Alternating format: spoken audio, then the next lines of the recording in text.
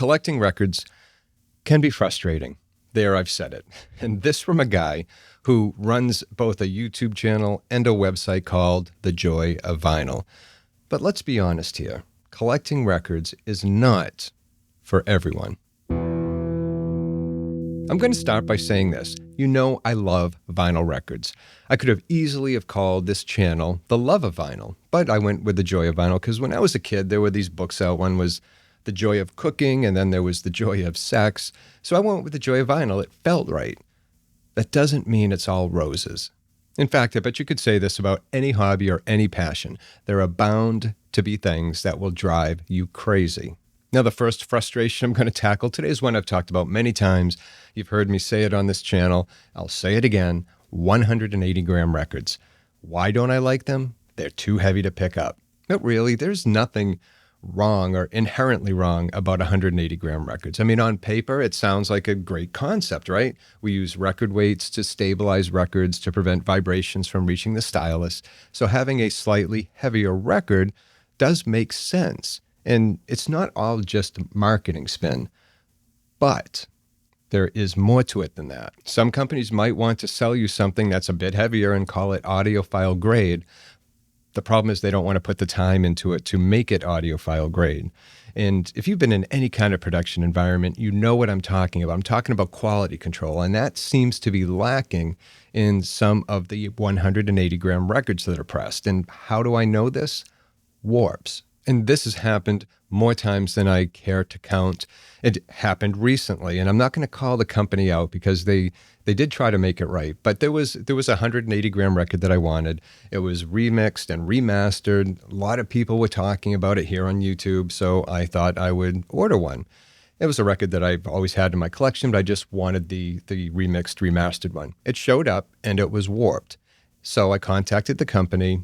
They asked me to take a couple pictures and send it back to them, and they would send me a new one. So great, perfect. The new one showed up.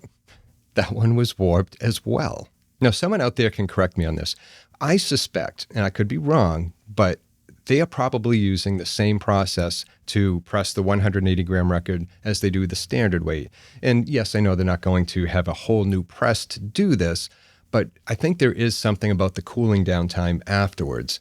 Whatever they're doing, those 180-gram records are warping, and it happens a lot. How about another thing I find frustrating, since I'm on the subject of frustrating things about record collecting? Stylus cleaning. Now, I just did an entire episode just, I think, a week ago about the DS-ST50. I really like that cleaner, but there are many options out there on the market. I've tried many of them, haven't tried them all. You still have to clean your stylus. It's not a big deal. It only takes a couple seconds, but I'm going to admit it's a pain in the ass. And if I didn't have to clean the stylus ever again, I'd be happy. But you have to be careful with how you clean your stylus as well. You can't just do any old thing because that cantilever and the mechanism behind it are extremely delicate. So whatever solution or whatever method you use, you just have to make sure it's the right one and you're doing it right. And while we're on the subject of styli, replacing them, that's another frustrating thing about record collecting. You can't just use the same stylus for years. Well, I suppose you can, but that stylus is going to wear down. And you're going to hear people say, well, diamond is the hardest substance on earth and it shouldn't ever wear down. Well, it does. It might be the hardest substance on earth, but it does wear down. Believe me, it does wear down. I mean, you can take a microscope to a stylus that is brand new and then come back after, say, 2,000 hours, that stylus will be worn down. You will see the wear on it. Now, if you just have to swap out, say, the stylus itself, that's not a big deal. I mean, it does cost money, so you have to take that into account after maybe 600 to 1,000 hours, buy a new stylus.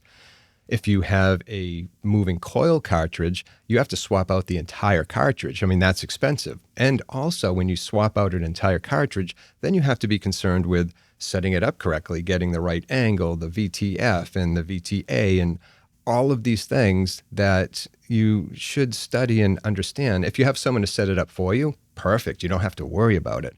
But if you don't, It's frustrating. It really is. Even I've done it many, many times. And whenever I have to swap out a cartridge, I'm more than happy to let somebody with a little bit more expertise do it so I don't have to.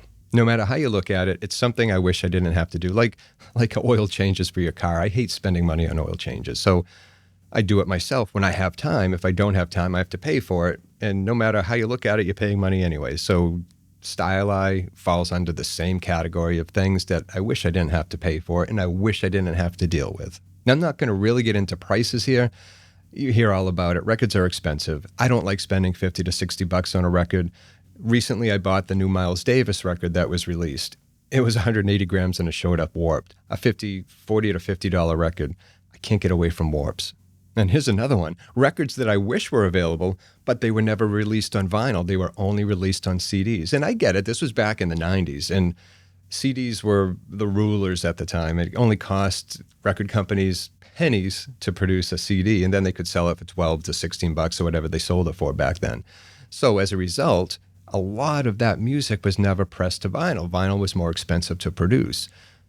And there are a lot of records out there, or a lot of recordings out there I wish were on vinyl. Now, there's a long list of them, but at the top of my head, I'm thinking of Blondie's No Exit, or Cheap Trick's Rockford, or Heart's Jupiter, I forget the name of it, Jupiter's Rising. Still, only available on CD, not available on vinyl. That might not be a problem for many who like CDs or have a CD player.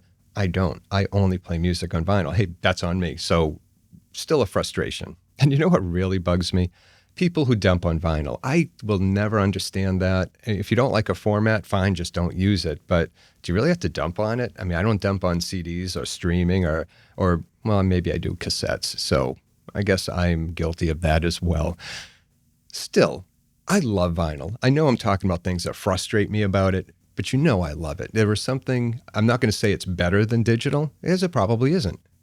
I'm not going to say it's warm or all of those type of things you normally hear. For me, it's all about the commitment. It's about the format, which I love. I love the sound. I love trying to perfect it. I love the vinyl playback experience as a whole. To me, it's superior.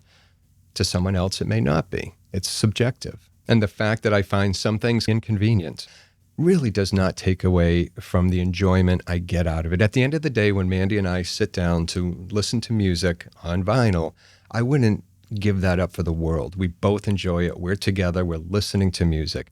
It's just like other things. I mean, if say you like to travel, it's not without its inconveniences. You have to park at the airport. You have to pack your bags. You have to go through the lines at TSA and all of those things. But if you love to travel, you'll put up with those inconveniences. The joy of vinyl is like that. So yeah, I do wish there was a world in which a stylus would never wear down, or a cantilever can never get bent, or a record could never get scratched, or my cartridge and Tonearm doesn't go up and down like it's riding a wave when it encounters a warp. Yes, those are all inconveniences, but the world isn't perfect. I'm not perfect. Records aren't perfect. And streaming isn't perfect. If you're driving down the road and you hit a dead spot, you're going to lose the music. Life can be inconvenient. And that's about it. If you enjoyed anything about this video, please hit like and subscribe. And I'd love to hear your comments about it. What do you find inconvenient? And I guess if you hate records and you feel triggered enough to write a nasty comment, go right ahead. That's fine too. Anyway, just be respectful. Thank you for watching. I also have a weekly newsletter. It comes out once a week. It's free to join. I'll put a link in the description. And if you really want to support the channel, I also, there's no we, it's just me. There's a Patreon account. Then you can become a patron. There's a private Discord channel. Just set this up. So it's brand new. So if you're interested at all in supporting the channel, I appreciate it. So until next time, thank you for watching. Take care of yourself and enjoy your records. And I'll see you soon.